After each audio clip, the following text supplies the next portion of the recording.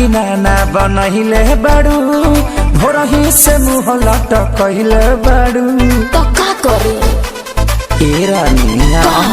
खाना पीना ना बनहिले बाड़ू भोरही से मुँह लटकहिले बाड़ू काहे बेचैनी में बाड़ू करे जा देखल न जाता